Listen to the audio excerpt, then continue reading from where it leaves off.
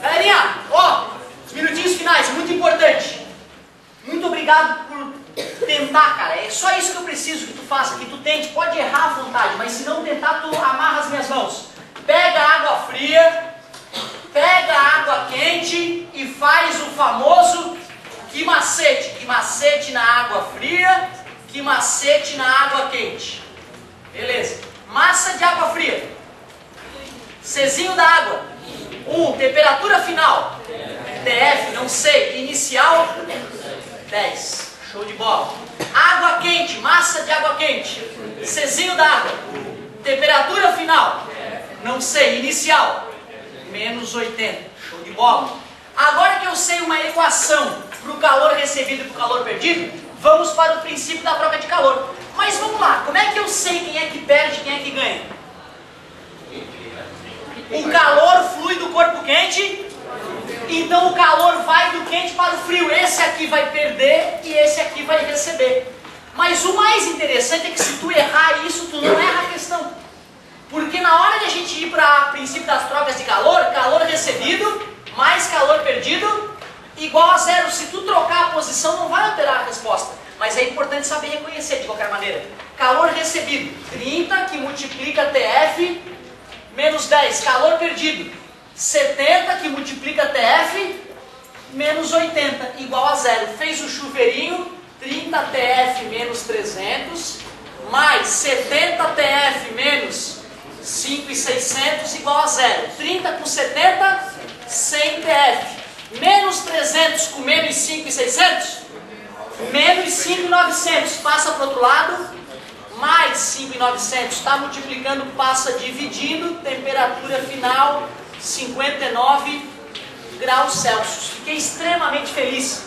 E lembra no passado, cara? Ano passado a gente fez uma vez, não deu. Fez duas, não deu. Aí depois de umas 3 aulas fazendo isso, a galera ficou fera.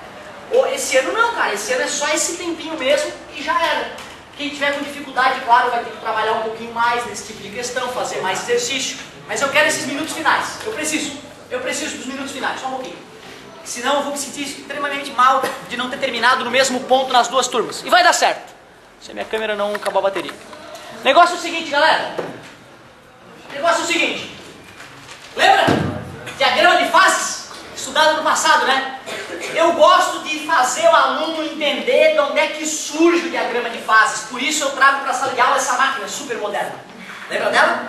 Sim, o botão da pressão e o botão da temperatura, que é um blindex, então tu bota lá o material e pode olhar pela janelinha como é que o material está se comportando. Se eu boto o material nessa situação, qual é o estado físico dele?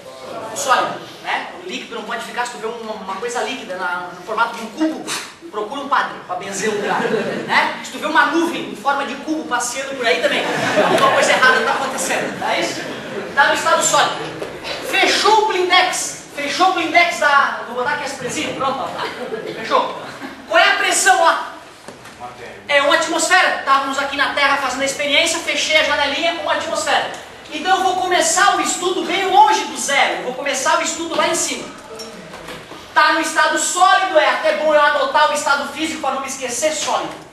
E aí eu vou começar a girar o botão da temperatura, aumentando a temperatura. Então estava bem frio no começo, no estado sólido, agora, estado sólido, de repente eu percebo que uma parte do cubinho está derretendo.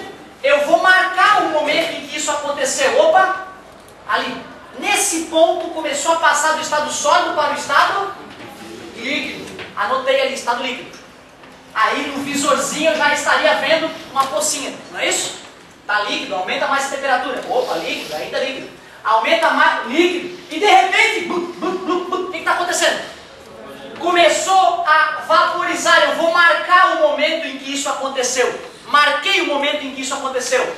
E aí depois de um tempo eu percebo que está tudo no estado gasoso. Então a partir desse ponto ficou no estado gasoso.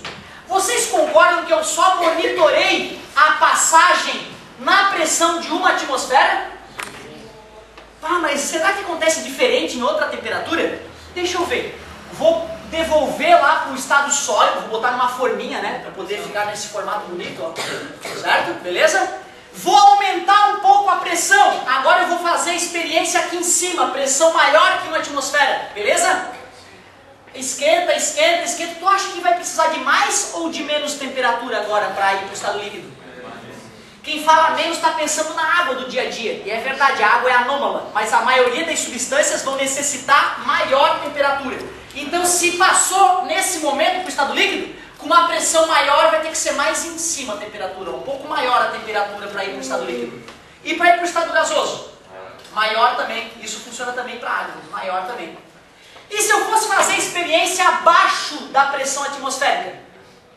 Se eu for fazer experiência abaixo, eu vou perceber que vai para o estado líquido antes, ó, uma temperatura antes.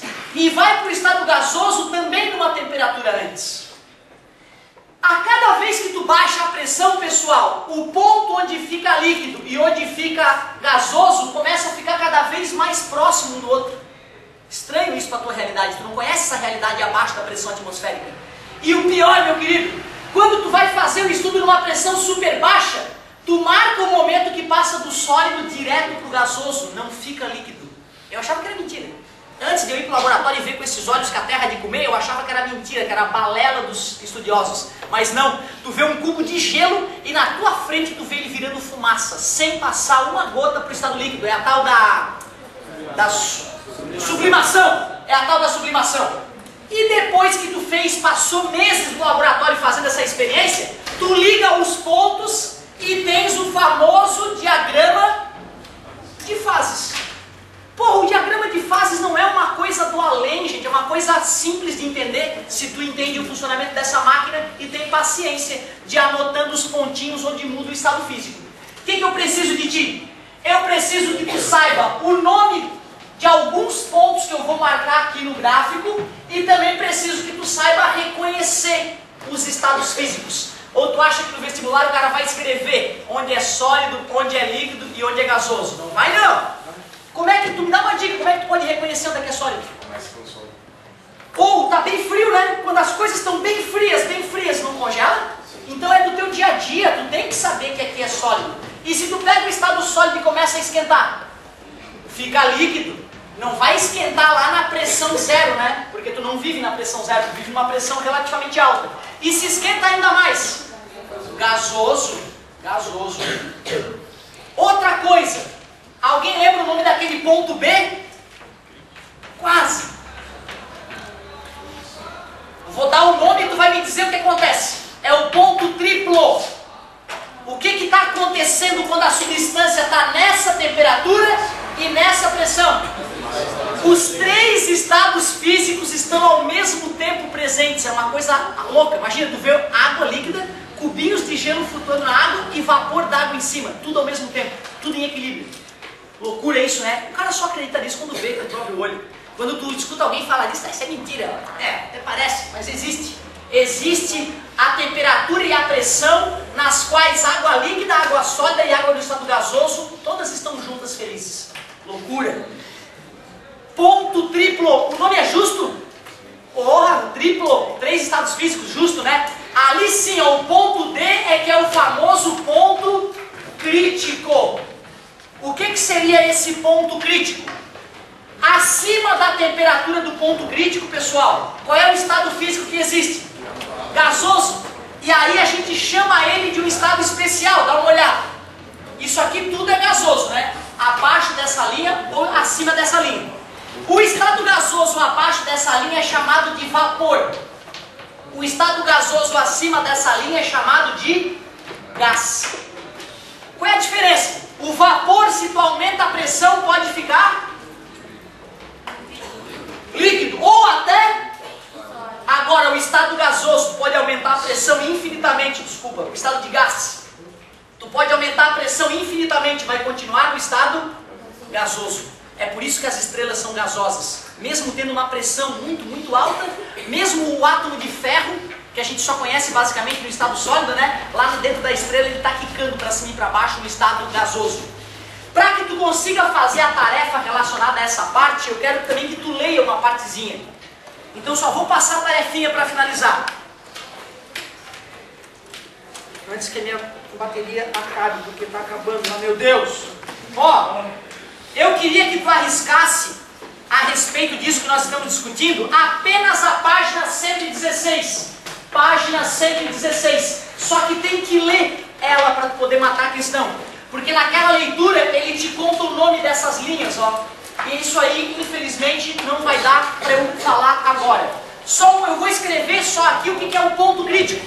Ponto crítico é mais importante saber através da temperatura. Acima da temperatura do ponto crítico só existe o estado gasoso. Isso é que é importante, eu vou escrever aqui nesse finalzinho. Certo? Fica à vontade, querido.